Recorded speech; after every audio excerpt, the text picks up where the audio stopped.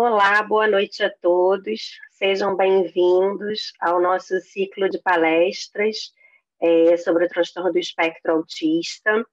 É uma alegria muito grande, né, abrir esse evento, desse ciclo de palestras que nós estamos iniciando hoje. Serão 7 encontros, né, e esperamos que seja bem produtivo para todos vocês.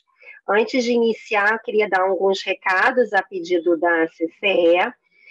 O primeiro deles é que as palestras, né, todas elas serão gravadas e serão disponibilizadas posteriormente nos canais de divulgação internos e externos da CCE. Então, aqueles que não quiserem aparecer na filmagem, para desativar a câmera do dispositivo, tá? Uma outra informação que me foi pedida para passar para vocês é que aqueles que tiverem interesse em receber um certificado de participação, né, devem, além de estar inscritos no evento, preencher o formulário de presença, tá, que vai ser colocado no chat quando é solicitado pela CCE, quer dizer, 1 hora após o início do evento e participar no mínimo de 5 encontros. Tá bom? Mas ao longo da nossa fala também essa informação vai ser disponibilizada no chat para vocês, tá? Então, quem não quiser aparecer, só desativar a câmera, né, do dispositivo que estiver assistindo a nossa palestra, que também está sendo transmitida, né, pelo canal da CCE no YouTube, tá? Bom, então, dado esses recados, meu nome é Mariana Seise, né, eu sou psicóloga clínica, sou coordenadora da especialização de transtorno do espectro autista, né, oferecida pelo CCE PUC-Rio, e a ideia desse evento surgiu justamente para que a gente, né, pensou em como disseminar o conhecimento para a comunidade, né, porque a universidade ela tem esse papel também, né, de disseminar conhecimento científico, né, de qualidade para todos. Então, esse objetivo desses encontros, né, todos os encontros, as palestras serão feitas por professores do curso de especialização, né, daqui da PUC-Rio, de transtorno do espectro autista, cada um dentro de um tema, né, da sua área de conhecimento acadêmico e experiência profissional também, tá? Então, mais uma vez, sejam todos bem-vindos ao nosso encontro, espero que seja produtivo. A nossa fala tem em torno, né, em média, de uns 45, 50 minutos, e ao final a gente vai responder as perguntas que vocês forem fazendo pelo chat, tá bom? Quem quiser, então, fazer pergunta, pode fazer pelo chat, que no final a gente vai procurar esclarecer essas dúvidas de todos, tá? Então, vamos dar início. Eu vou aqui compartilhar a nossa tela para que a gente possa iniciar a nossa conversa. Vamos colocar aqui, então. Bom, já fiz minha apresentação, né? Vamos começar, então, falando sobre o nosso tema de hoje, de abertura desse ciclo de palestras, que são os sinais precoces do transtorno do espectro autista, tá?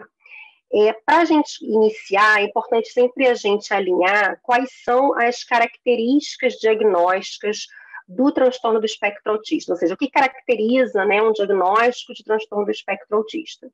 Prejuízos persistentes na comunicação social recíproca e na interação social, e padrões restritos e repetitivos de comportamento, interesses ou atividades. Estando isso presente desde o início da infância e limitando o funcionamento diário do indivíduo, né? Essas são definições do DSM-5, né, que é a 5ª edição do Manual Diagnóstico. E aí eu queria começar sempre com esse tema, que quando a gente fala de sinais precoces, é muito comum, né, muito frequente a gente escutar, mas cada criança tem seu tempo, né? Isso é uma fala muito comum que a gente escuta, né, nos atendimentos das famílias, inclusive. Mas o médico falou, alguém falou para mim que cada criança tem o seu tempo. Eu costumo dizer que isso é, né, meia verdade. Por quê? Porque existem marcos do desenvolvimento infantil importantes e que, se a criança não atinge esses marcos do desenvolvimento quando é esperado, isso são sinais de alerta de atrasos de desenvolvimento, de prejuízo de dificuldades, e muitos deles relacionados ao transtorno do espectro autista. Então, é sobre isso que a gente vai falar, né? O que são esses sinais de alerta, esses sinais precoces, que a gente, né, levanta esse alerta de, opa, acho que essa criança é autista. São comportamentos que se desviam em frequência e em qualidade daquilo que é esperado para uma determinada faixa etária. Então, sempre que a gente fala em sinais precoces, em sinais de alerta para desenvolvimento, para quadro clínico de transtorno do espectro autista, a gente precisa considerar primeiro que faixa etária nós estamos falando. Porque muitas vezes há muita confusão nisso. As pessoas acham, mas o meu filho não apresenta determinado comportamento. Mas o seu filho tem só 1 ano de idade. Não é esperado que uma criança com 1 ano de idade apresente esse comportamento. E às vezes a gente vê uma disseminação de informações nesse sentido, né, de listas de sinais de autismo, mas sem contextualizar qual é a faixa etária que isso se refere, e causando, às vezes, muita confusão para os pais, para as mães, até mesmo entre profissionais. Então, a gente precisa, esse é o primeiro ponto, tá? Quando a gente fala sobre isso, que faixa etária a gente está falando. E aqui, então, tem um exemplo, né, que eu coloco aqui. Você tem uma trajetória do desenvolvimento típico e tem um desvio, digamos assim, desse desenvolvimento. Então, por exemplo, a exploração sensorial dos objetos. Aos 12 meses, uma criancinha que acabou de fazer um aninho de idade, ela explora sensorialmente os objetos. É assim que ela conhece o mundo, pela exploração sensorial. Então, ela pega, ela põe na boca, ela lambe, ela mexe, ela olha assim, ela olha de vários ângulos. A criança está explorando sensorialmente os objetos. Então, uma criança de 1 ano fazer isso, não vou considerar essa criança autista. Uma criança de 1 ano, mas ele só explora sensorialmente os objetos e não tem um brincar simbólico ainda. Ele não brinca de faz de conta.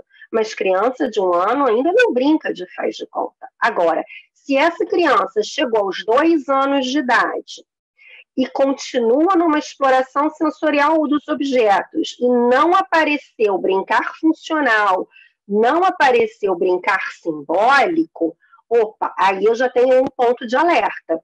Então, entende? Esse slide é para mostrar isso, a importância da gente contextualizar o sinal dentro da faixa etária, porque senão a gente está falando de crianças bebês de 9 meses, que são autistas porque exploram sensorialmente objetos, e todo bebê de 9 meses vai explorar sensorialmente os objetos. Isso é um ponto importante de atenção.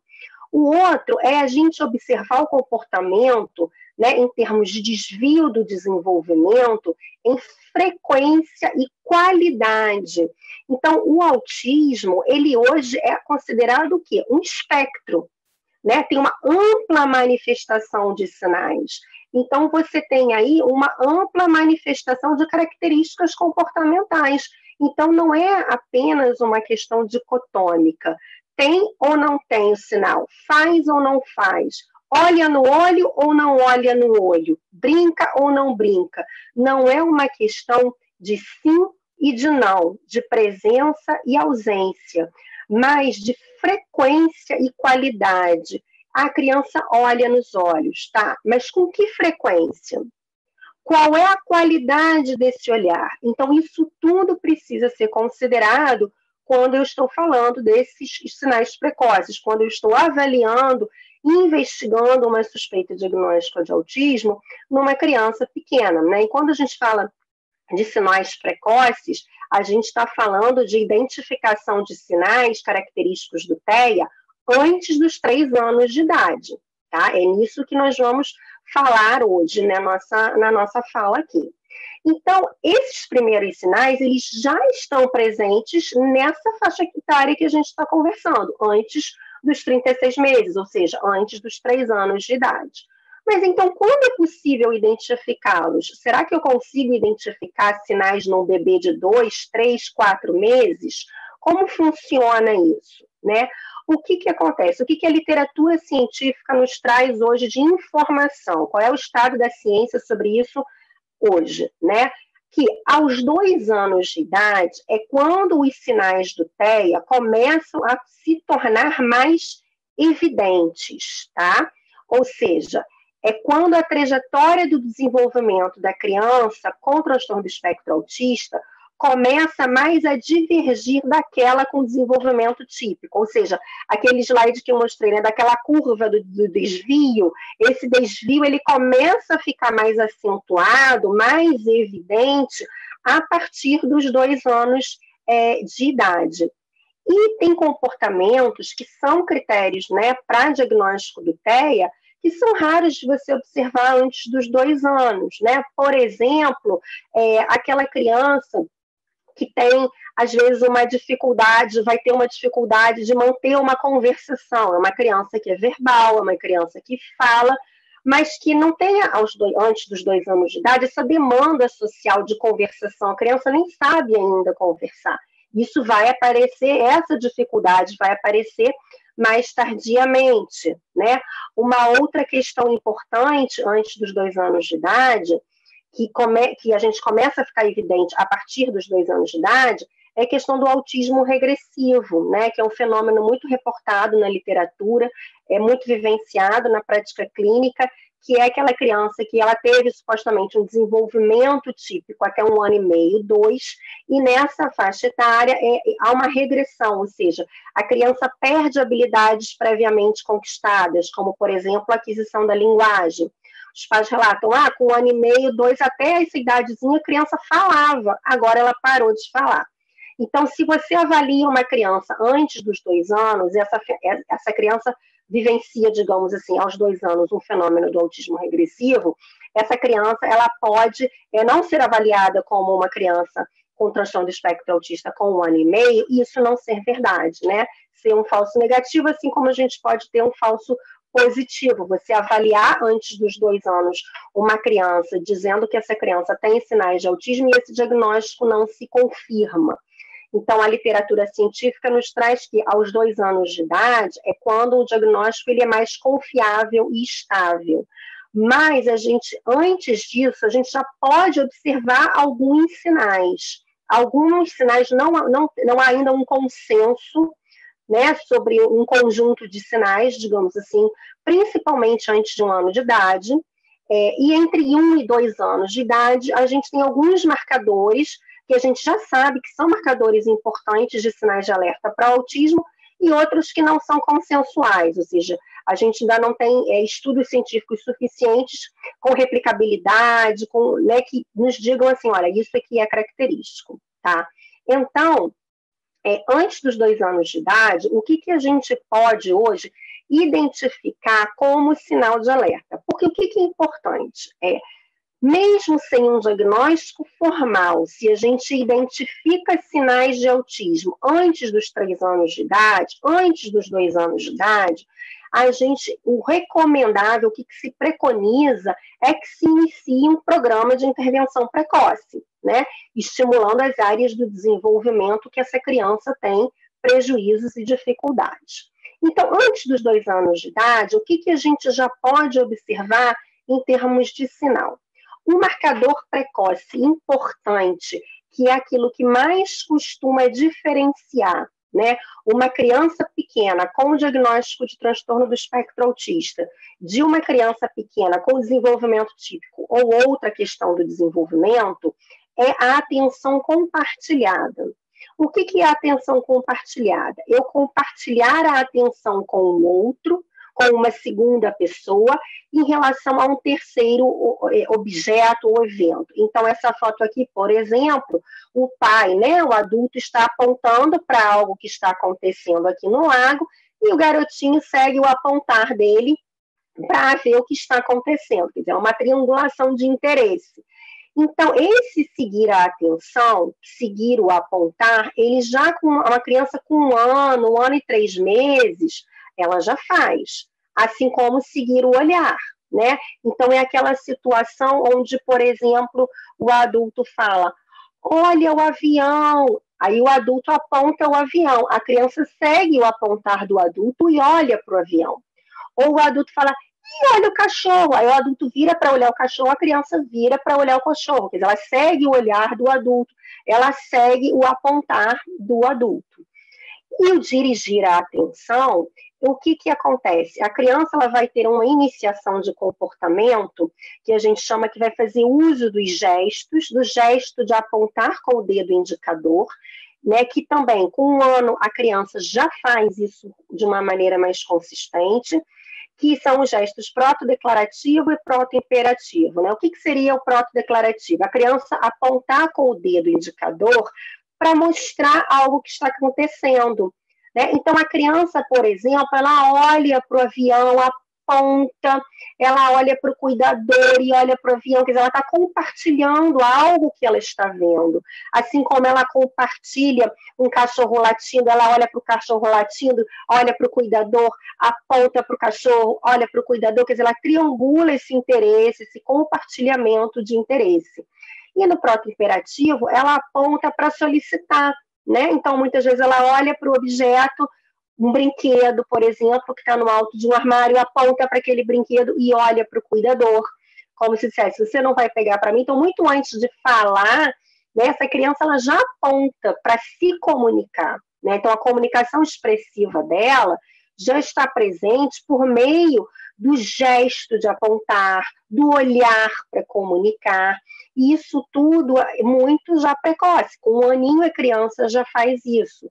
A criança que não faz isso nessa idade, entre 1 ano e 1 ano e meio, já é um marcador importante de que algo no desenvolvimento social dessa criança está acontecendo, que ela não está utilizando, digamos assim, a comunicação expressiva dela, que mesmo sem a fala, ela consegue se comunicar pelos gestos, tá? Então, isso é uma coisa que a gente observa muito já em crianças de 1 ano e meio, e já é um marcador de alerta importante para a avaliação e, eventualmente, intervenção. Outro marcador importante, né? Prejuízos na habilidade da imitação. Então, assim, com 1 ano e meio ali, vamos dizer, né, 15 meses, 18 meses, a criança ela já tem a possibilidade da imitação de uma ação instrumental, ou seja, imitar esquemas simples com brinquedo. Então, eu estou brincando com a criança, eu adulto, aí eu apresento um brinquedo novo, brinquedo de uma ação, pegar uma bola e jogar dentro do túnel e essa bola cai. Eu vou lá e, puf, jogo a bola. A criança olha o que eu estou fazendo e me imita. Vai lá, pega a bola e joga dentro do mesmo túnel. Isso a gente consegue observar esse comportamento de imitação dessa maneira. A imitação da ação arbitrária, por exemplo, a imitação da vocalização. O adulto faz au, au, au, au, a criança au, au, au, au, imitando o cachorro, vrum, vrum, a criança vrum, vrum, quer dizer, com 1 ano e pouquinho a criança já faz isso. Movimentos corporais do adulto, vou brincar de avião, abro os braços, a criança brinca de avião, a cabeça, a criança põe a mão na cabeça. Então, tudo isso a gente já observa numa criança de 1 ano e 1 ano e meio com desenvolvimento típico. Se a criança tem essa faixa etária e não faz esses comportamentos de imitação, isso também é um marcador importante. Vejam que nada sozinho, nenhum sinal desse sozinho significa muita coisa.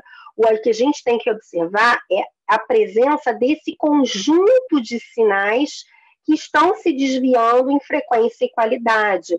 Então, a questão da imitação, por exemplo, assim como da atenção compartilhada, não é só observar se a criança faz ou não faz, mas se a criança faz com que frequência? Aí ela imita, mas é poucas vezes, em poucas situações, ela aponta, né? Mas voltando aqui à questão da atenção compartilhada, ela até aponta, mas ela só aponta para pedir o que ela quer, ela não aponta para compartilhar, por exemplo, um interesse, ela aponta, mas não olha para mim ao mesmo tempo que ela aponta. Então a gente precisa ver um pouco também da qualidade desses comportamentos da criança.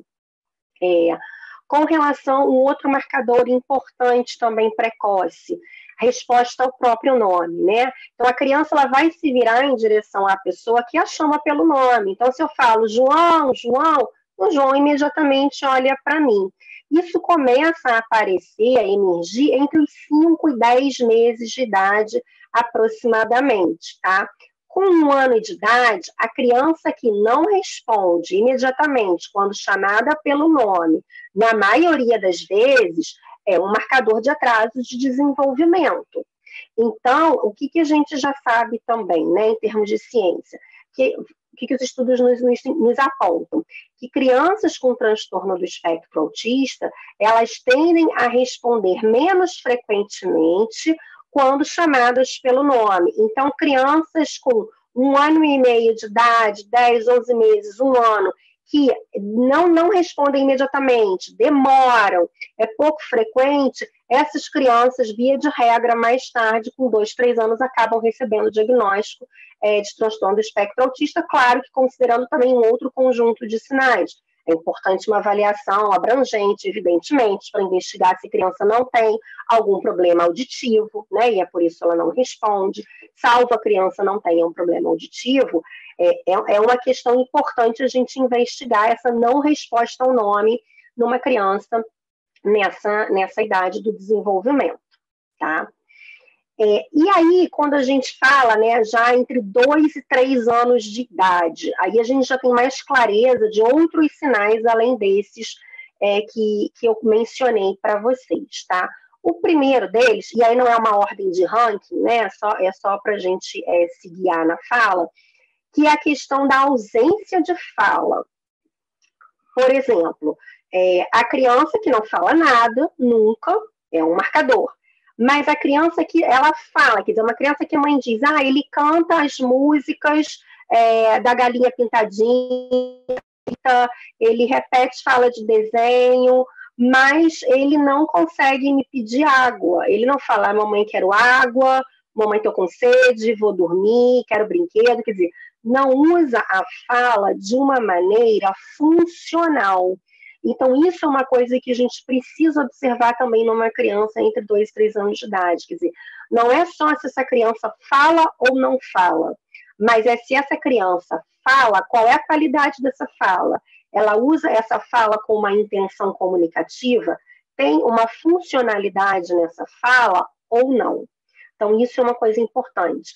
A criança que não constrói frases de 2 palavras espontaneamente e não ecolálicas também. Crianças nessa idade já constroem pequenas frases de 2 palavras ou mais, quando mais próxima dos 3 anos, né? Espontânea. Quero água, vou dormir não, quer biscoito, agora não. Então, a criança ela já vai comunicando. E não ecolálicas, por quê? O que é a ecolalia? Né? A ecolalia é considerada uma estereotipia verbal. É a repetição da fala do outro. Então, essa repetição da fala ela pode ser imediata ou ela pode ser tardia. Então, a imediata, por exemplo, eu pergunto para a criança, você quer água ou biscoito? A criança responde, água ou biscoito. Ela fala aquilo que eu estou respondendo. Filho, você quer ir no parquinho ou na praia? Parquinho ou na praia. Ele repete imediatamente aquilo que eu falei. A ecolalia tardia é a repetição de uma fala horas depois. Muito frequentes relatos de crianças autistas com ecolalia tardia de desenhos, por exemplo. Né? A criança repete falas de desenhos que ela assiste ou que ela assistiu horas, às vezes dias depois. Então, às vezes a família fala, olha, ele não constrói frases espontaneamente com mais de 2 palavras, a não ser falas de desenho que ele assiste. Isso ele sabe tudo, fala tudo, repete tudo, mas ele não se comunica de uma maneira funcional. A outra, prejuízo na atenção da habilidade, na atenção compartilhada, né, que a gente já falou na questão, quando falávamos antes dos 2 anos de idade, e isso continua, né, ainda mais nessa faixa etária, prejuízo ou pouca frequência no uso de gestos sociais. Então, tchau, manda beijo, legal, não, não quero, sim. Então, né, todo esse uso de gestos, uma menor frequência desses gestos espontâneos. Então, às vezes a criança até faz, mas é sob a demanda do adulto. Dá tchau, Manda beijo, a criança espontaneamente ela não faz aquilo. Então, a gente precisa observar isso também. Prejuízo no brincar, tanto simbólico quanto funcional. O que significa isso, né? O que é o brincar funcional? Lembrem-se que a gente está falando aqui já de crianças entre 2 e 3 anos de idade, né? Já não estamos mais falando dos pequenininhos de 1 ano e meio. O brincar funcional é aquele brincar onde eu brinco com o objeto, com o brinquedo, com a função que ele tem. Então, se é um carrinho, eu pego o carrinho e ando com o carrinho, né? Se é um boneco, eu vou brincar com o boneco de boneco. Se é um telefone de brinquedo, eu pego, falo alô, desligo, quer dizer, dando a função que aquele brinquedo tem. Uma característica clássica, né, que é um relato bem frequente, que é a questão do carrinho, que é o virar o carrinho. Tem mães que falam, ele vira a bicicleta inteira, de cabeça para baixo, e fica girando a roda da bicicleta. Quer dizer, não está fazendo uso do brinquedo da maneira que é andar com o carrinho. Está virando e girando a roda do carrinho, né? Está fazendo uma exploração ali mais sensorial, quer dizer, ele faz uma exploração atípica dos brinquedos para essa idade. Com relação ao brincar simbólico, não é que, às vezes, a criança tem uma ausência total de brincar simbólico, a criança não brinca simbolicamente, mas, às vezes, a criança até brinca simbolicamente, mas é um brincar restrito, repetitivo, é monotemático, é sempre do mesmo jeito, é sempre aquele brinquedo, você pode ter 20 brinquedos na sala, a criança vai brincar sempre com aquele único brinquedo, daquele mesmo jeito, se deixar a sessão toda. Então, a gente tem que olhar também, de novo, aqui, a qualidade desse brincar simbólico, né? O que é o brincar simbólico? É eu, por exemplo, atribuir uma propriedade ausente. Então, eu pegar uma panelinha e tá quente, queimei meu dedo. Quer dizer, a panela não tá quente, mas eu estou fazendo de conta que tá quente. Eu faço de conta que tem uma pizza no meu pratinho. Olha, vamos comer a pizza, está gostosa, pega um pedaço da pizza. Quer dizer, teve uma vez um menininho que eu me lembro que ele falou, não tem pizza nenhuma aí, achei tão bonitinho. Então, assim, é isso, a gente tem que observar essa qualidade do brincar simbólico também, tá? E se esse brincar, de novo, não é restrito e repetitivo. Uma outra coisa muito comum, né, que nessa idade chama atenção, que crianças pequenas fazem isso, mas nessa idade aqui, isso já começa a chamar a atenção, que é o uso da mão ou braço da outra pessoa como ferramenta para conseguir aquilo que deseja. Quer dizer, a criança, ao invés de falar o que ela quer ou de apontar, ela pega o adulto pelo braço ou pela mão e o conduz até aquilo que, né, o que ele deseja. Então, assim, na verdade, ele está fazendo a outra pessoa de ferramenta para chegar aonde ele quer, que o braço dele não alcança lá. Não consegue chegar no alto armário. Então, ele quer que a pessoa pegue o braço dela e faça isso. Uma outra questão, que é a dificuldade em compreender palavras ou comandos simples. Então, falar para a criança, pega a bola. A bola está ali na frente dela, a criança não executa. Veste o chinelo, a criança não executa, ela não compreende o que você está pedindo para ela. Contato visual ausente ou atípico. Então, é aquela criança que não consegue estabelecer contato visual, né, frequente, então ela não olha para você nos olhos, ou ela olha, mas é um olhar pouco frequente, não é um olhar com uma intenção comunicativa. Então, isso é uma das características também, né, das pessoas com TEA e que a gente já consegue observar nessa idade. Interesse reduzido pelo par, quer dizer, uma preferência por brincar com objetos, né, em detrimento de brincar, de estar no grupo, de estar com outras crianças. Então, às vezes, se afasta, como quando uma criança conhecida que tem a mesma idade se aproxima dela para brincar, prefere brincar sozinho, realmente não gosta da proximidade das outras crianças. A questão da resposta ao nome, que a gente comentou também quando falávamos dos menores, né? As expressões faciais das emoções são limitadas em quantidade, então é aquela criança que a gente não consegue dizer pelo rosto dela pela expressão facial, se a criança está alegre, se a criança está triste, a criança apresenta quase sempre a mesma expressão facial, né? Então, não é incomum as mães relatarem, ele é muito sério, ela é muito séria, não ri nunca, não ri, não sei se ela está alegre ou triste, porque tem sempre essa mesma cara. É uma criança muito sisuda. Então, isso é uma coisa que chama a atenção, né? Expressão facial é um comportamento né, é uma forma, melhor dizendo, da gente comunicar, né, os nossos estados emocionais. O sorriso social, né, que pode estar ou ausente ou ser limitado, né, ser pouco frequente.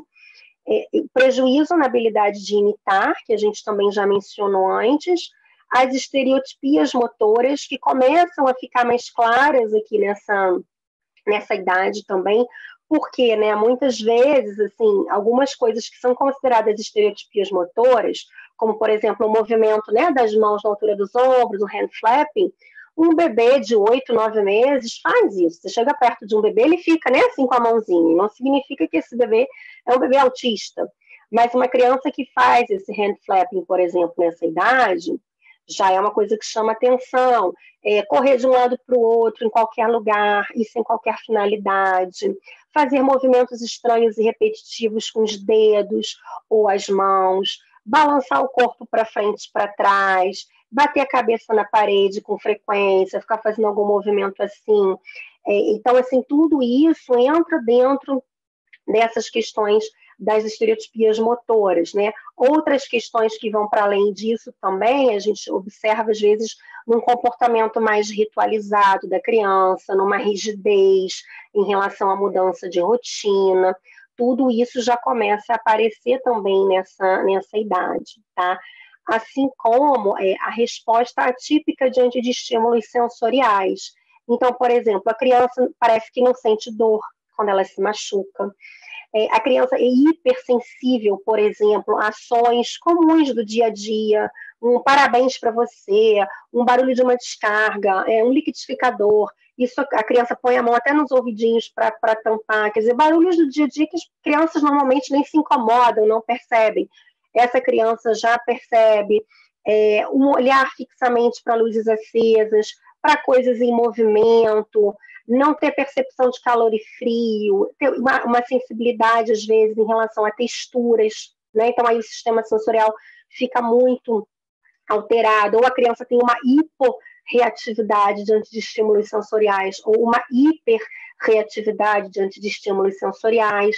Então, tudo isso também a gente já consegue observar. Aqui entra muito também a questão, às vezes, da seletividade alimentar, quer dizer, a criança que começa a apresentar muita dificuldade em relação à comida, a certos tipos de textura de comidas, até a disposição da comida no prato, dependendo da cor da comida que está ali, quer dizer, tudo isso também a gente já começa a observar dentro desse conjunto de sinais de alerta numa determinada faixa etária que vão nos sugerir um quadro clínico de autismo e aí sim fazer um encaminhamento, né, para uma avaliação mais abrangente, para um encaminhamento para um programa de intervenção precoce, tá?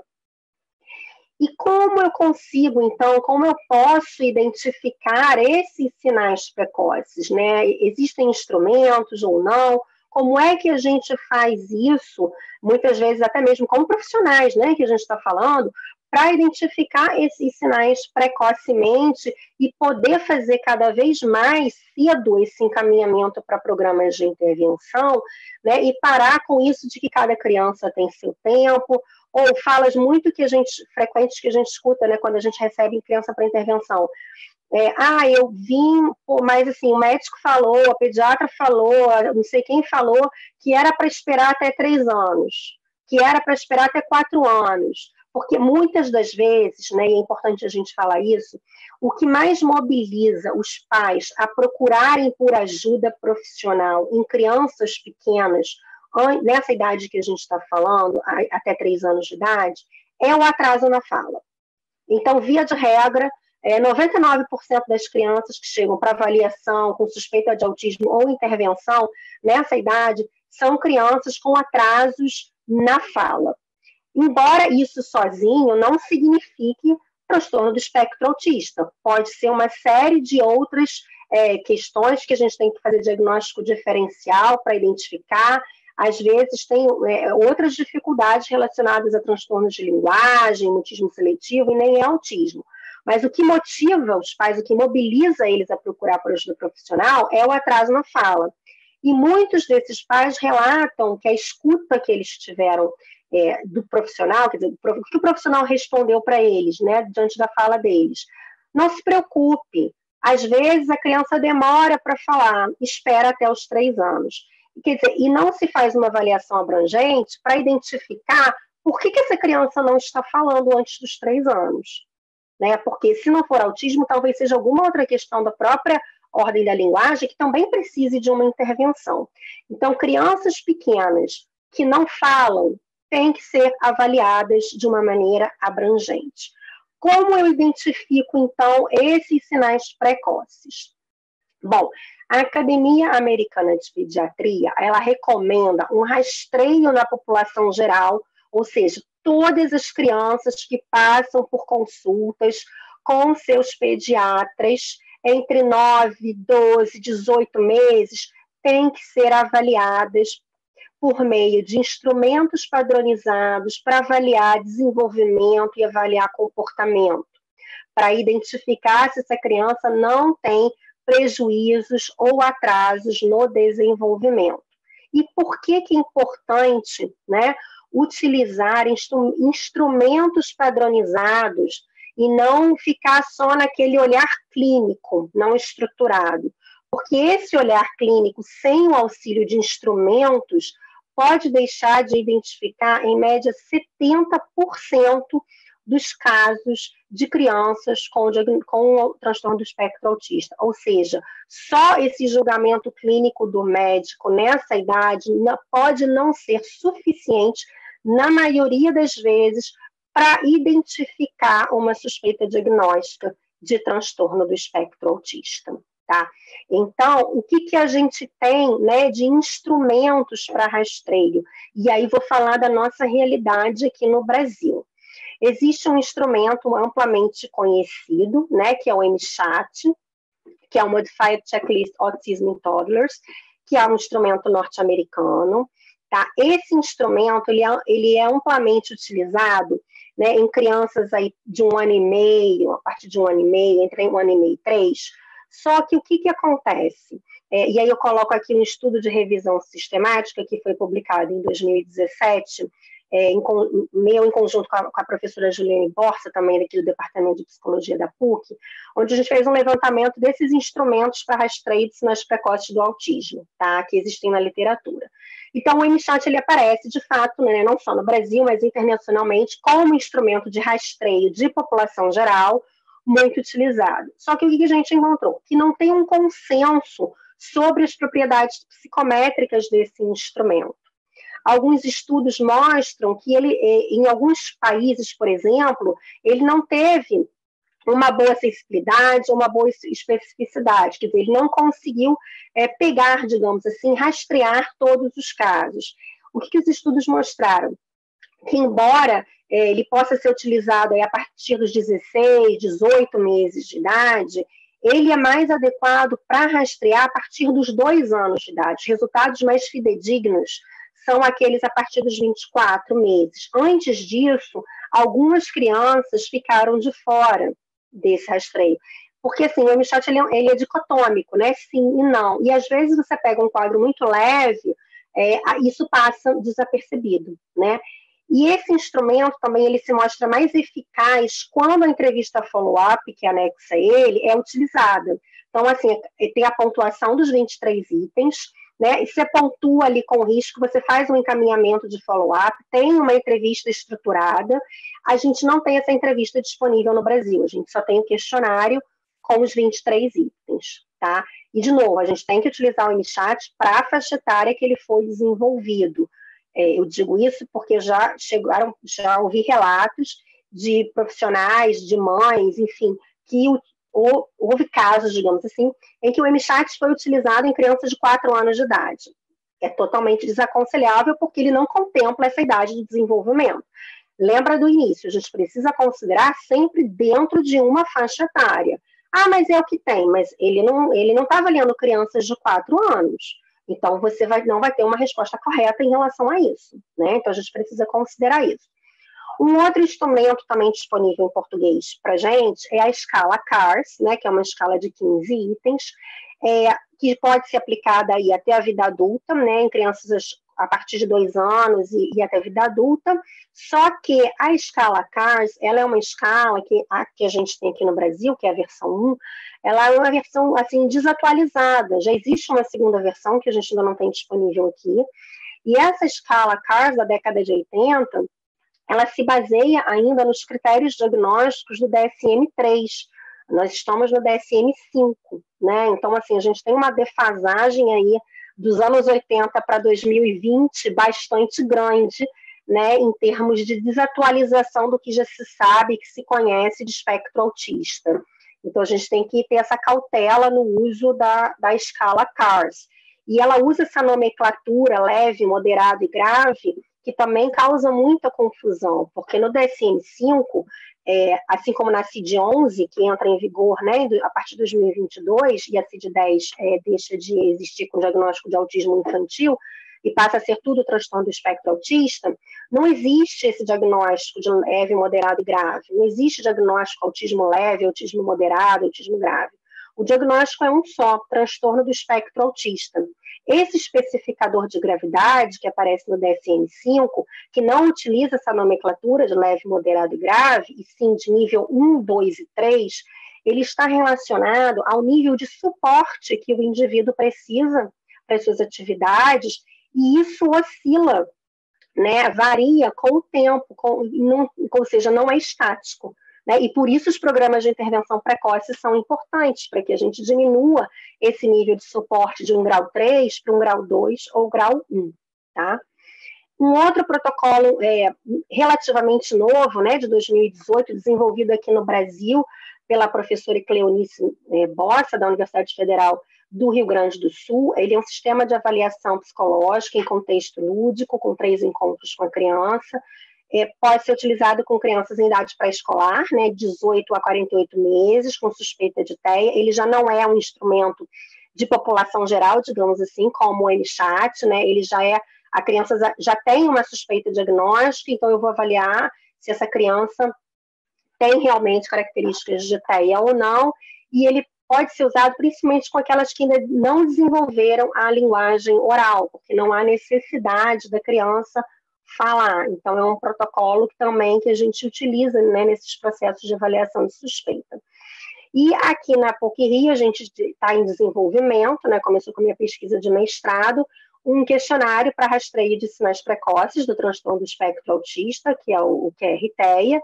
A gente está fazendo a coleta desse instrumento para validação, né? Então, a gente está aplicando com pais, mães de crianças entre 2 e 3 anos de idade, para que a gente tenha um instrumento, digamos, nível 1, né, de rastreio de população geral, desenvolvido aqui no Brasil, considerando a realidade, né, brasileira, porque o MChat é um instrumento norte-americano, e, diferentemente do MChat, que é dicotômico, né, sim e não, porque também o MChat foi desenvolvido antes do DSM-5, ele contempla essa noção de espectro, né? Então a gente avalia não só se tem ou não, mas a frequência do comportamento também da criança. Ele ainda está em validação, mas quem tiver interesse em saber mais, ou até mesmo quiser participar da pesquisa, também pode entrar em contato, que a gente passa mais informações. Bom, isso eram as informações gerais, né, sobre sinais precoces importantes para a gente passar para vocês dentro do tempo, né, que a gente tinha de fala. Eu vou agora olhar aqui no chat, deixo aqui também meus contatos para quem quiser, né, alguma informação, enfim, saber mais sobre algum item depois. E eu vou abrir aqui, então, agora o chat para poder ver as perguntas, né, que chegaram, para a gente poder responder e conversar um pouquinho mais nos próximos 15 minutos que a gente tem, tá? Então, vamos lá. Deixa eu abrir aqui. Vamos ver que tem de perguntas para a gente responder. Vamos ver. Vamos lá, primeira, deixa eu botar lá no comecinho, porque tem muitas perguntas aqui, ó, então eu vou botar lá no começo para tentar não deixar ninguém de fora. Vamos lá. Vamos seguir a sequência aqui. Uma pergunta aqui. Características por faixa etária consta até mesmo no cartão da criança, mas alguns pais apenas comparam a criança com outra e não notam a seriedade de tal atitude e falta de estímulos. A gente tem que comparar a criança sempre dentro da faixa do desenvolvimento dela, daquilo que é esperado para a idade dela. E é importante ela traz aqui essa questão do estímulo, né? A gente precisa considerar isso. Uma coisa muito frequente que tem acontecido agora na pandemia é muitos pais suspeitando, e mães, né, de autismo, com crianças que ficaram 6, 7 meses, crianças pequenas que entraram na pandemia com 9 meses, 1 ano, e passaram aí 6, 7 meses sem uma estimulação intensa, muitas delas com excesso daquilo que a gente chama de telas, né? E a gente sabe que isso atrasa desenvolvimento de linguagem. Antes dos 2 anos é desaconselhável o uso de telas com crianças, e às vezes a gente conversa com as famílias e elas falam, não, mas é da hora que dorme a hora que acorda, está na frente do celular, está assistindo YouTube, está assistindo alguma coisa. Então isso a gente também precisa considerar nesse cenário. Uma outra pergunta, você pode falar sobre o caso de bebês que não olham nos olhos da mãe? Esse bebê já demonstra autismo clássico? As crianças que possuem sintomas evidenciados por volta de 2 anos estariam no autismo regressivo? Bom, vamos lá. A questão do olhar nos olhos, né, do bebê, até durante a amamentação, as mães relatam muito isso de crianças que posteriormente vieram a receber um diagnóstico de autismo. Mas isso não é ainda um consenso, tá? Dentro da literatura científica, até porque isso sozinho não quer dizer autismo. A gente precisa avaliar o desenvolvimento dessa criança para ver se tem alguma outra questão, às vezes até mesmo problema de visão. Então, a gente precisa olhar de uma maneira mais abrangente. O fato do bebê não olhar no olho da mãe não significa autismo clássico. Vou trazer um exemplo para vocês de um caso real. A mãe falava que o bebê não olhava para ela durante a amamentação e por isso ela estava preocupada que esse bebê, né, fosse autista. Quando a gente vai avaliar, vai fazer anamnese, faz avaliação, o que a gente percebe? Que esse bebê, na verdade, a mãe, no momento da amamentação, ela também não buscava esse olhar. Ela estava ocupada com o trabalho, então ela estava amamentando no computador, então faltava ali um ambiente de estimulação para que essa criança aprendesse a olhar, né, nos olhos nesse momento. Então a gente tem que sempre olhar o contexto, o ambiente. Já tem mães que falam, nossa, eu super estimulo, eu faço de tudo para esse bebê me olhar, mas esse bebê não me olha, de jeito nenhum. Então a gente vai observar esse desenvolvimento, vai trabalhar numa estimulação de interação mãe-bebê, pai-bebê, para que a gente possa já ir, né, observando e trabalhando nesses comportamentos de uma maneira mais interativa. Mas a gente não pode ainda falar com clareza e segurança ensinar um conjunto de sinais de autismo antes dos 2 anos. Tem uma coisa aqui isolada, outra ali, mas não tem um consenso nisso antes dos 2 anos, de 1 ano de idade, tá? A gente pode ter suspeitas de um determinado comportamento ou outro, mas não dá para afirmar nada antes de 1 ano de idade. Entre 1 e 2, a gente já consegue com mais clareza, e a partir de 2, esse diagnóstico já é totalmente possível. A criança, o que é o autismo regressivo? É a criança que teve um desenvolvimento, digamos assim, típico até os 2 anos de idade, e que com 2 anos de idade isso desaparece. A criança perde essas habilidades. Então, era uma criança que brincava e não brinca mais, era uma criança que falava e não fala mais, tá? Vamos para a próxima pergunta. Muitos pediatras não conseguem identificar os primeiros sinais, e nós pais damos credibilidade ao profissional. Imprescindível observar essas características. Perfeito, isso mesmo. Os profissionais precisam estar com essa escuta, precisam escutar, sim, a fala dos pais. Os pais, muitas vezes, observam esses sinais antes dos pediatras, porque estão no convívio diário com a criança, e como a gente viu, só o julgamento clínico do pediatra numa sessão normal de atendimento pode não ser suficiente para identificar a maioria dos casos. Então, é preciso que o profissional faça uso de protocolos de rastreio, de entrevistas semi-estruturadas, para tentar obter mais informações, e se um pai ou uma mãe chegam com essa queixa para o profissional, essa queixa precisa ser acolhida e investigada, tá? Vamos lá, aqui. Outras perguntas, avisos. Vamos ver mais perguntas aqui. Bom, os pais... um pai colocando aqui, muitos pediatras ainda estão desatualizados, que os pais têm que acatar, não devem acatar o questionamento do que é dito. O que acontece? Como o diagnóstico do autismo, ele é um diagnóstico clínico, tá? Não tem exame, não tem teste que vai dizer sim ou não, não tem marcador biológico. O diagnóstico, ele é clínico, é o julgamento clínico do profissional que vai dizer é ou não é autista. Então, às vezes, um profissional vai dizer não é. Então, o que se recomenda, né? Na dúvida, procure uma segunda, terceira opinião. Procure 2, 3 médicos para ter clareza desse diagnóstico. De preferência, um profissional, um médico que tenha experiência em avaliação precoce de transtorno do espectro autista, tá? Porque conheça profundamente esse quadro clínico para que esses sinais, que muitas vezes, antes dos 3 anos de idade, se são sutis, podem passar desapercebidas do olhar clínico, mesmo, porque são tão sutis que se o médico não tiver um olhar muito atento, isso pode passar desapercebido, tá? Então, é importante isso, né? Eu costumo dizer assim, que o que eu avalio, muito, assim, quem é meu aluno sabe, que eu costumo sempre falar isso, que a avaliação diagnóstica do autismo é a montagem de um quebra-cabeças.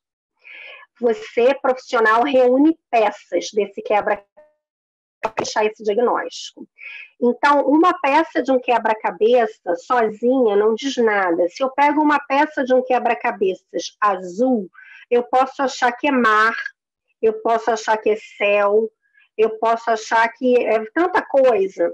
Então, é só uma peça. Eu preciso reunir o máximo de peças possíveis. Então, para uma avaliação diagnóstica de autismo ser fidedigna, o profissional precisa do máximo de informação possível, de múltiplas fontes de informação.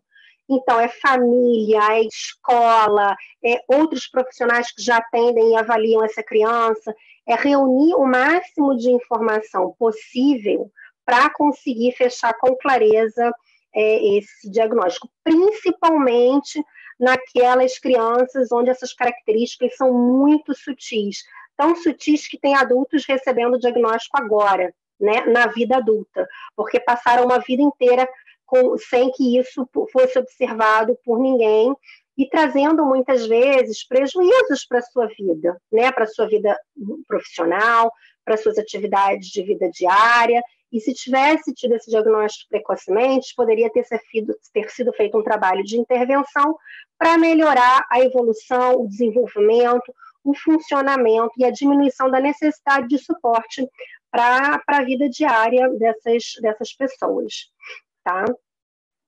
Vamos lá para a próxima pergunta. Com relação aos níveis de suporte, né, algumas pessoas falando que não sabiam, isso é muito frequente, é uma coisa que é uma fala muito comum, né, que a gente escuta. Vamos lá.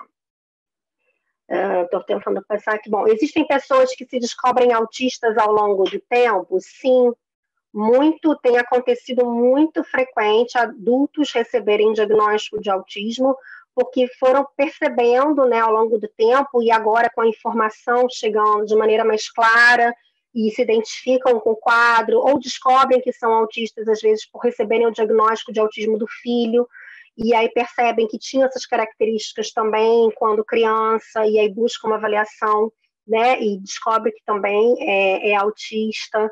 Então, isso daí acontece mesmo, tá? Vamos ver aqui. Existe rastreio para crianças maiores? Sim, existem rastreio para crianças maiores. Assim, a gente não tem o protocolo de rastreio para crianças maiores que a gente tem hoje, né? Como eu comentei, é a escala CARS, né? Aqui no Brasil. Mas a gente tem protocolos padrão ouro, digamos assim, que a gente não tem disponível em português, que é um instrumento ADOS e a ADIR. Esses são 2 instrumentos padrão ouros auxiliares para o diagnóstico de autismo e que vão desde crianças pequenas de 1, 2 anos até vida adulta. Tá? Infelizmente, a gente não tem eles disponíveis aqui no Brasil, né, em português, nem padronizado também para utilização, né, de transtorno do espectro autista. Né? Para avaliação de uma pergunta, qual a escala que prefere utilizar? Na verdade, assim, quando a gente faz um processo de avaliação de suspeita de autismo, a gente usa um conjunto de escalas, a gente usa a entrevista lúdica, que é muito importante para a observação direta do comportamento da criança, da qualidade desse comportamento. Para crianças pequenas, eu recomendo muito a utilização de uma avaliação, né, mais clínica, assim, sem ser de um rastreio população geral, o Proteia. Ele é um protocolo muito completo, muito bom de ser utilizado na clínica também, tá? O principal indicativo precoce é a falta de diminuição de atenção compartilhada por volta de 1 ano. Se a criança não tem, com 1 ano de idade, essa atenção compartilhada, frequente, consistente, isso é um marcador precoce importante para se buscar um programa de estimulação. Mesmo que esse diagnóstico não se confirme, quer dizer, mesmo que a criança recupere esse prejuízo e ela, né, não venha confirmar um diagnóstico do autismo, mas se a gente tem um bebê, digamos, de 1 ano, né, 1 ano e pouquinho, que não tem atenção compartilhada ou tem uma atenção compartilhada pouco frequente, deve-se encaminhar para um programa de intervenção precoce, mesmo sem um diagnóstico formal, para que a gente possa trabalhar nessa estimulação do desenvolvimento, né? A prematuridade é determinante para a criança apresentar o transtorno do espectro autista? Não. Na verdade, assim, o autismo hoje, né, o que se sabe sobre a causa do autismo, sobre a etiologia do autismo? Ele é multifatorial, ou seja, tem vários fatores que combinados, né, fazem uma criança nascer autista, ninguém se torna autista, é uma condição inata, né, do neurodesenvolvimento, então o indivíduo ele é autista. Então, assim, dentro desses fatores, né, sabe-se a importância da questão da genética. Tem vários genes associados aí à questão do autismo, mas a prematuridade, ela não é determinante para isso, não. Você tem crianças prematuras que são autistas e crianças prematuras que não são autistas. Então, não tem uma relação de causalidade, né? Uma mãe falando que o filho dela tem 3 anos e nunca falou, foi diagnosticado com 2 anos, mas os sinais que ele apresentava, ele não apresenta mais. Não apresenta, bom, tem vários os motivos. Se é uma criança que está em intervenção, muito provavelmente esses sinais eles vão desaparecer, vão diminuir, e muitas vezes vão ser substituídos por outros, na medida em que a criança vai crescendo, né, coisas que ela fazia, ela deixa de fazer e ela passa a ter outros tipos de dificuldade. Então, às vezes, as dificuldades de interação com os pares começam a aparecer pela própria idade do desenvolvimento que a criança está, mas a criança ela não deixa de ser autista, né? A pessoa não deixa de ser autista. Ela vai, vamos dizer assim, modificando essas necessidades, quer dizer, os traços do autismo ele vai aparecendo de outras cores e nuances, digamos assim, conforme esse indivíduo vai se desenvolvendo. Por isso que tem um nível de suporte, porque o indivíduo autista, e é por isso que é considerado, né, pessoa com deficiência, vai precisar sempre de um nível de suporte. Pode ser 1, 2 ou 3, ou seja, pode ser um suporte nível 1, que é o que é isso? Com pouco suporte, esse indivíduo funciona, mas ele vai precisar de um suporte, né, para dar, vamos dizer assim, continuidade às suas atividades de vida diária. A intervenção precoce pode ser iniciada antes dos 18 meses? Sim. Os programas de intervenção precoce, eles começam a partir dos 12 meses de idade. Com 1 ano, você já pode e deve iniciar um programa de intervenção precoce, caso a criança tenha, né, sinais indicativos para isso. A gente tem programas de intervenção precoce baseados em intervenções comportamentais, que são aqueles que têm relatos científicos de evidências de eficácia, né, que trabalham muito na questão, os programas são muito centrados nessa questão dos comportamentos de comunicação, de interação, né, de reciprocidade social, de atenção compartilhada, de brincadeira. Então, sim, a partir dos 12 meses já é possível e recomendado esse tipo de encaminhamento. Sobre a seletividade alimentar. A seletividade alimentar, assim, pode ter uma questão comportamental, claro, mas muitas vezes tem uma questão sensorial, né? Tem algum distúrbio de processamento sensorial aí na criança autista que causa essa questão da seletividade alimentar, e aí o melhor profissional para avaliar e intervir nesse caso é o terapeuta ocupacional, tá? Existe diferença entre Asperger e autismo? Então, no CID-10, que é a Classificação Internacional de Doenças da Organização Mundial da Saúde, que é o sistema classificatório oficial utilizado no Brasil para qualquer doença, vem códigos em CID, né, alguma coisa, no caso do autismo é o CID-F84, para autismo infantil, e 84.4.5, acho que é ponto 5, não lembro agora de cabeça, para síndrome de Asperger. Na CID-10 existe o diagnóstico de autismo infantil e síndrome de Asperger. O que diferencia basicamente um do outro?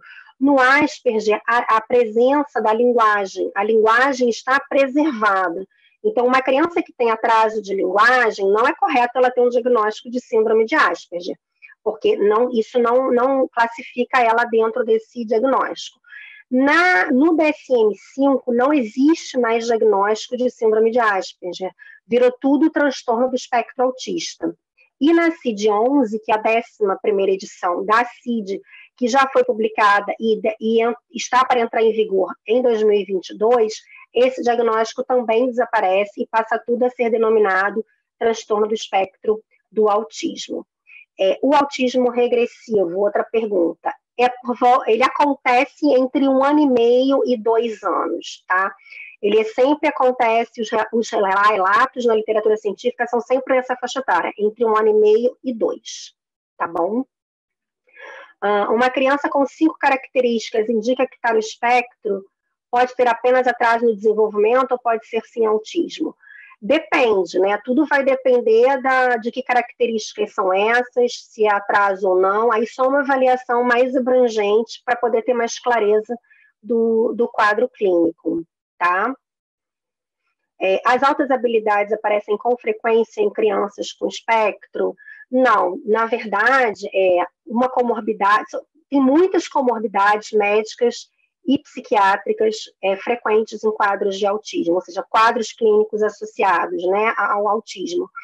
E muito frequentemente, uma das comorbidades é justamente o oposto disso, que é a deficiência intelectual. Um percentual muito pequeno, digamos assim, tem uma inteligência acima da média, então isso é algo pouco frequente, tá? Atendimento interdisciplinar, sim, sempre. O diagnóstico é multidisciplinar, o tratamento é multi e interdisciplinar. O autismo ele é complexo, ele é heterogêneo, e para você dar conta de ajudar no desenvolvimento do indivíduo, é extremamente importante um trabalho multi e interdisciplinar, tá?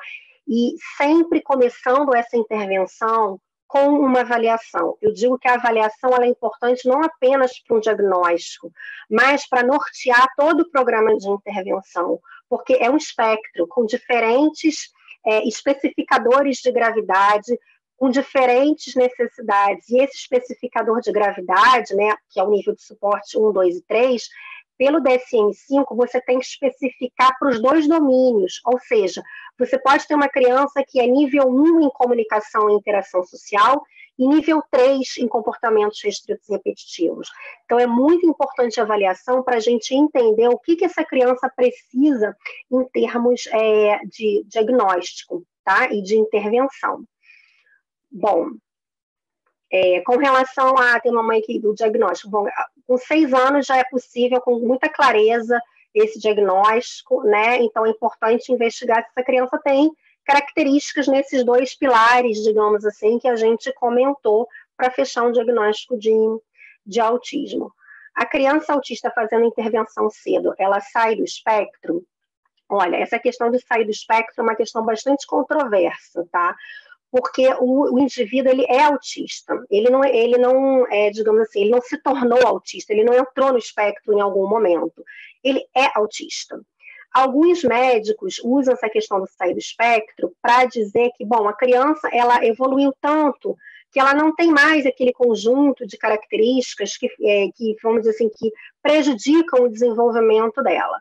Mas não existe sair do espectro, porque não existe cura para autismo, porque autismo não é uma doença, autismo é uma condição do neurodesenvolvimento. O que a gente tem com a intervenção precoce é que essa criança ela se desenvolve tão bem com os programas de intervenção que muitos desses sinais, assim, o quadro clínico reduz em 80% os sinais. Então, a gente pega uma criança grau 2, grau 3, que com o programa de intervenção precoce, ela fica grau 1, ela precisa de pouco suporte, mas ainda assim ela vai precisar de suporte. E isso é importante, porque às vezes os pais saem do programa de intervenção, a criança está muito bem, e param de fazer qualquer acompanhamento terapêutico, e aí quando as demandas sociais começam a aumentar na escola, as demandas acadêmicas, essa criança começa a ter problemas de ansiedade, de depressão, que são muito característicos, né, em crianças autistas de mais alta idade. Gente, eu vou tentar correr um pouquinho, porque o nosso tempo, na verdade, já acabou, e eu vou tentar, enfim, são muitas perguntas, mas depois as que eu não respondi aqui, quem quiser me mandar por e-mail também pode, e eu vou ter o maior prazer de responder, tá? Porque a gente já passou do tempo, né, com relação a isso. Eu sei que as perguntas são muitas, as dúvidas são muitas, a gente vai ter ainda mais 6 encontros com outras professoras do curso de especialização, aprofundando, né, em outras questões.